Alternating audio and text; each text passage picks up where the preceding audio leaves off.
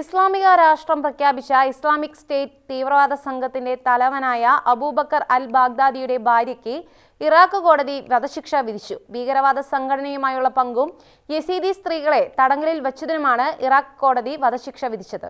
ഇറാഖിലെ തീവ്രവാദ വിരുദ്ധ നിയമപ്രകാരമാണ് പടിഞ്ഞാറൻ ബാഗ്ദാദിലെ കോടതി ശിക്ഷ വിധിച്ചത്. വടക്കൻ ഇറാഖിലെ സിൻജാറിൽ IS ഭീകരവാദികൾ തട്ടിക്കൊണ്ടുപോയ യസീദി സ്ത്രീകളെ തടങ്കലിൽ പാർപ്പിക്കാൻ മൊസൂളിലെ വീട് ഉപയോഗിച്ചതിനും ISുമായി സഹകരിച്ചുവെന്നും പ്രോസിക്യൂഷൻ ആരോപിച്ചു. ഇവരുടെ പേര് കോടതി പറഞ്ഞില്ല.